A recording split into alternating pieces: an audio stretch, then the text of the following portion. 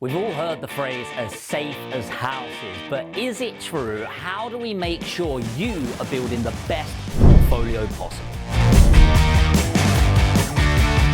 So the phrase as safe as houses actually come about in the 19th century, and obviously it's there to represent what is perceived as one of the safest investments in the world, especially in the late 90s, where insurance started to back the asset value. And what that meant is the biggest risk of owning a house, it getting destroyed by a gas leak or something like that, to wipe out your profits, was now insured against. And this was a really powerful part of investing, especially in the UK. It's actually known around the world as one of the hotspots, and this is because it's been around since the Doomsday Book in 1066. And obviously property existed before then, but this is where William the Conqueror decided, I want to value every piece of land in the UK.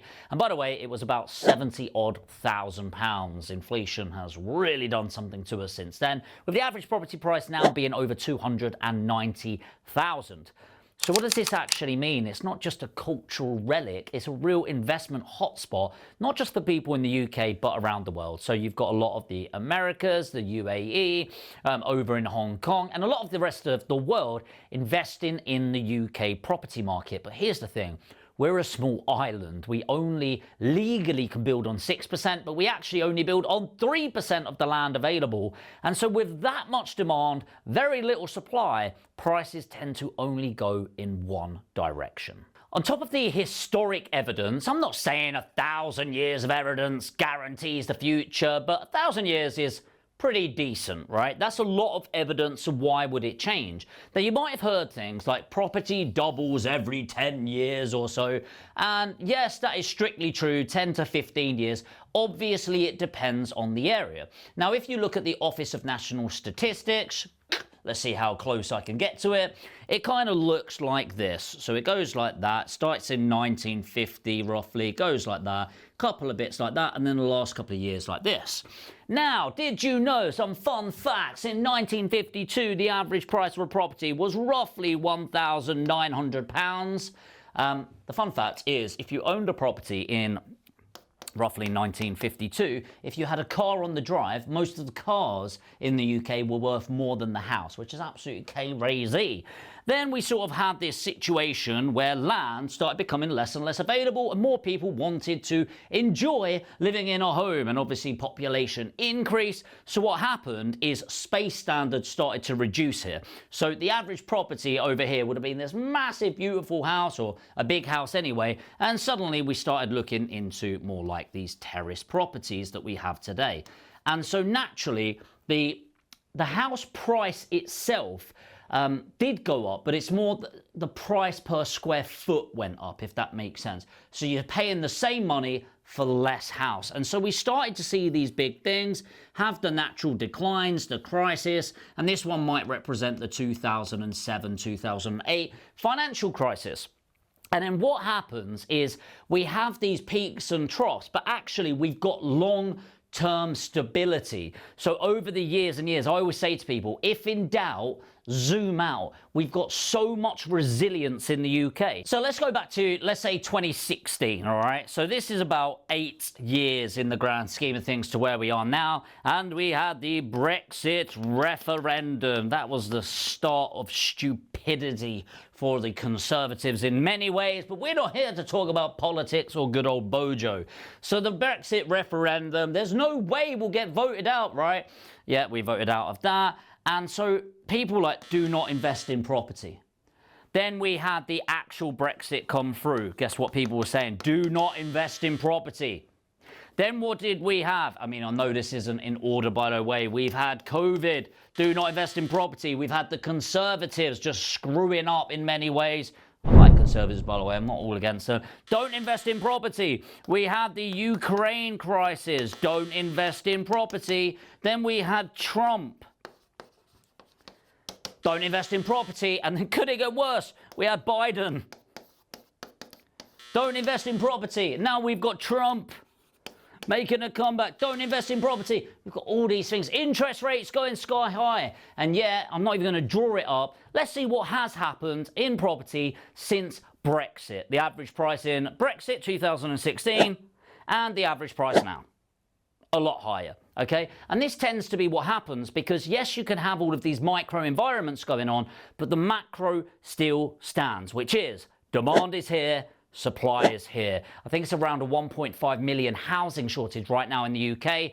The economics make sense for property prices going up, not down over the long term. Why should we invest in property over other asset classes? Why not cryptocurrency? Just kidding, I'm not going to mention that bullshit. That's as close to gambling as you can get. I'm ready for the hate comments. Please don't invest in cryptocurrency unless you are an expert, and I can near guarantee you're not an expert if you think you are one.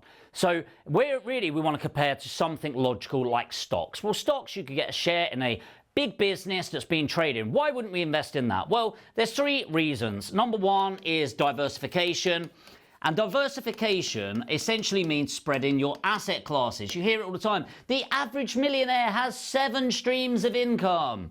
Not quite true. They become a millionaire from one stream of income and then diversified into other streams of income.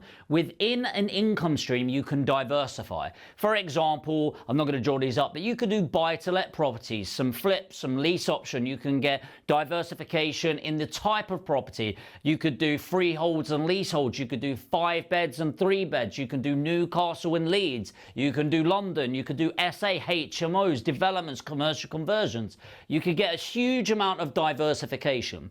My strong recommendation to everyone watching is get your first 5 buy-to-let properties. Your first 5 buy-to-let properties. If you are trying to build your skyscraper in business, you need to get your foundations right. And the foundations in property are boring, vanilla buy-to-let properties. So once we're outside of diversification, we've got inflation.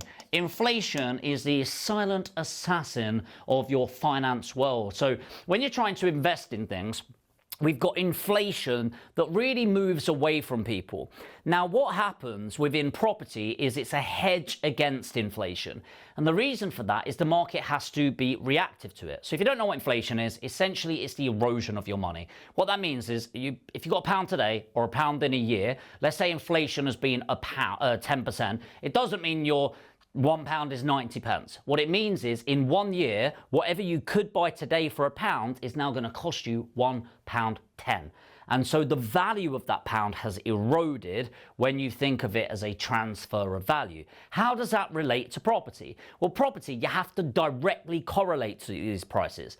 So for example, if inflation puts the cost of, let's say, bricks and wood, used quite a lot in a property, by the way, if those go up and they inflate, what happens to the cost of that going into the property? The cost of building it goes up. Cost of labor. What happened though in COVID? A lot of people realize, holy shit, I've been working with my hands a lot, building, laboring, whatever. It's maybe not that safe of a job anymore when we can be wiped out like that. Whereas a lot of office-based workers could continue to work during COVID. And so suddenly a lot of this labor force end up going into office jobs, okay? And so we've got this massive restriction in labor. What happens to the cost of labor when demand is still really high or even higher? They go up. So now the cost of labor and the cost of materials have massively inflated. So if you're a developer, what happens there? Well, the prices have to go up on the exit. And so now property prices have to sell for more, otherwise developers can't make a profit. The other scenario is nobody's currently willing to pay that price for new developments, so developers start sitting on their land, go, I'm going to wait for a while, and then of course the outcome of that is there's an undersupply of housing in the UK. Shock, the government aren't exactly doing the best to help, and then when there's an undersupply but the demand is still there, property prices go up. Hopefully that's a fairly basic explanation, but that is why it's an inflation hedge. Number 3, my favorite, is leverage. So leverage is one of the best things. So think about who you bank with. Let's say you bank with Barclays. Let's say you go into Barclays and go, I've got a great idea. I've got a great idea. I want you to give me 75 grand. And they go, all right, why do you want a 75 grand loan? I want you to give me 75 grand. I'm going to put 25 grand in. So we've got 100 grand and I want to buy shares in Barclays. And they'll go, huh? You're nuts. You'll get laughed out of it, right? However, if I went into Barclays and said, hey, look, I'm credit worthy, I tick the boxes, I want 75 grand from you, I'll put 25 grand, and I want to buy a buy-to-let property. They go, yes, we will do that. And it's because it's as safe as houses. They know they're going to get their rental return. They know it's a bricks and mortar asset. But if you think about that logically, don't you find that crazy?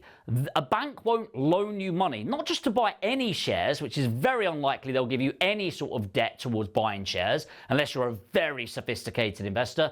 They won't even loan you money to buy their own shares in their own business.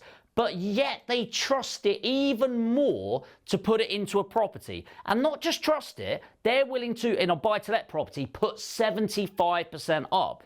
And so that really is powerful. And the reason it's so powerful, if you think about your average house of 100K, average house is not 100K by the way, but in this example, 100K, let's say the inflation or capital appreciation and capital growth is 5%. Okay, long-term average 7.9%. Well, that's going to be 5% of the 100,000, right? But if you've only put 25,000 in and you've had 5% increase on the 100K, you've made £5,000 increase in your net worth. And yet you've only put in the deposit, which is 25,000. Well, 5 over 25, if you could do your numbers quickly, is a 20% return. Where else can you get an annualized 20% return year on year? And am I guaranteeing 5% every single year? No, the market goes up and fluctuates and things like that. But over the long term, it will go up around 7.9% a year.